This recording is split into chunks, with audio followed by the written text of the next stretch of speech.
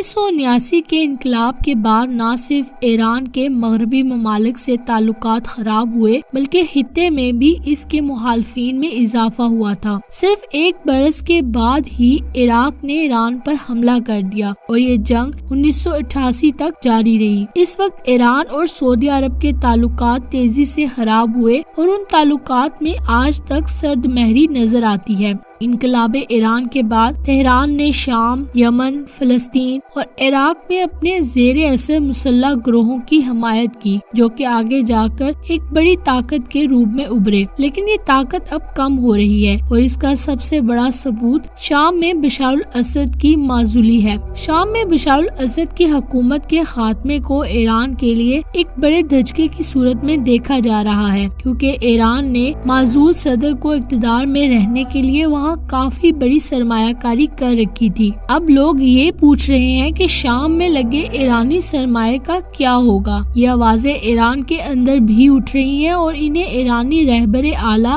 آیت اللہ خامنئی کی پالیسی پر بھی ایک سوالیہ نشان کے طور پر دیکھا جا رہا ہے۔ ایرانی صحافی اور تجزیہ کار محمد مہاجری نے social media platform X پر ایک پوسٹ میں لکھا کہ بشار الاسد آخری الیکشن 95% ووٹوں سے جیتے تھے، لیکن 3 سال بعد ہی جب انہیں اقتدار سے باہر دھکیلا گیا تو ایک بھی شامی شہری ان کے دفاع کے لیے باہر نہیں آیا۔ آخر ایسا کیوں؟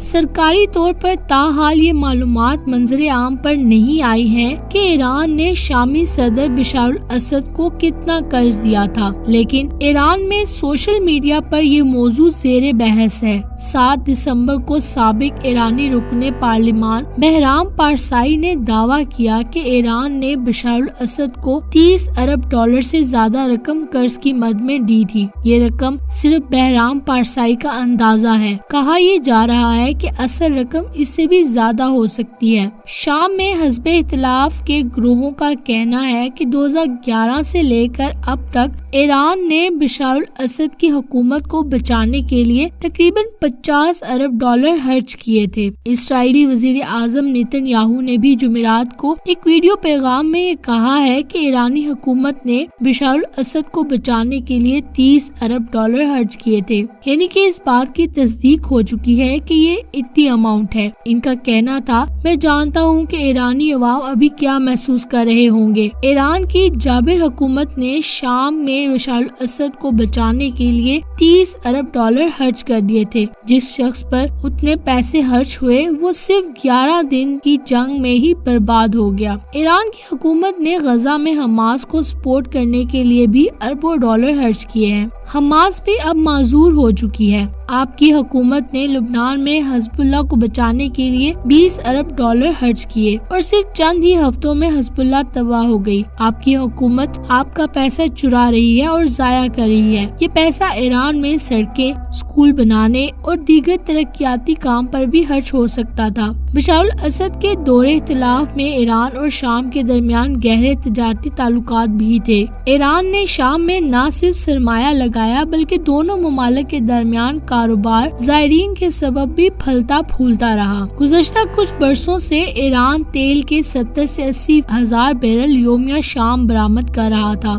اگر اسے 60,000 بیرل بھی تصور کر لیں اور ایک بیرل کی قیمت 50 ڈالر لگا لیں تو اس کا مطلب یہ ہوا کہ ایران سالانہ 1 ارب ڈالر کا تیل شام بھیج رہا تھا، وہ بھی مفت۔ اس کا مطلب یہی ہے کہ وہ یہاں پر سرمایہ کاری کی مد میں اسے بھیج رہا تھا۔ کیا شام نے ان تمام اشیاء کی مد میں ایران کو کبھی پیسے دیے؟ یہ بات ابھی واضح نہیں ہے۔ اس کے علاوہ ایران لبنان میں حزب اللہ کو بھی ضروری اشیاء شام کے ذریعے ہی بھیجا کرتا تھا، یہاں تک کہ جب باغی گروہوں نے شام حکومت کو شکست دینا شروع کی تب بھی شام میں ایرانی تیل بھیجا جا رہا تھا۔ 8 دسمبر کو ٹینکر ٹریکر نے ایکس پر ایک پوسٹ میں لکھا کہ بشار الاسد کی حکومت کے خاتمے کی خبر سن کر ایرانی ٹینکر نے خلیج سوئز میں یو ٹرن لے لیا ہے۔ یہ ایرانی جہاز 75,000 بیرل تیل شام کے لیے لے کر نکلا تھا، لیکن اب یہ واپس آ رہا ہے۔ ایران کے عسکری اور سیکیورٹی بجٹ میں بھی شام ایک اہم حصہ رہا ہے۔ ایران نے شام میں انفراسٹرکچر اور انڈسٹری میں بھی سرمایہ کاری کر رکھی تھی۔ اس کے علاوہ ایران زائرین دمشق میں شیعہ مزارات پر بھی ایک بڑی تعداد میں جایا کرتے تھے۔ اسی دوران ایران شام کے ساتھ مفت تجارت کے منصوبے پر کام کر رہا تھا اور ایرانی پارلیمان نے اس حوالے سے ایک بل کی بھی منظوری دے رکھی تھی۔ ایران کو یہ امید تھی کہ شام میں خانہ جنگی کے بعد ان تمام ترقیاتی کاموں کے طفیل اسے بہت سے فوائد حاصل ہوں گے، اسی لیے ایران نے شام میں سرکاری حکام کو بھی تعینات کر رکھا تھا۔ ایران کو اب لبنان میں حزب اللہ پر اور شام میں بشار الاسد پر اربوں ڈالر نہیں خرچ کرنے پڑیں گے۔ ایران فی الحال تو نقصان برداشت کر رہا ہے، لیکن اب وہ یہ پیسہ خود پر لگا سکیں گے۔ لیکن اب بھی سوال یہی ہے کہ ایران کا اتنا خرچ کیا ہوا پیسہ کون لوٹائے گا؟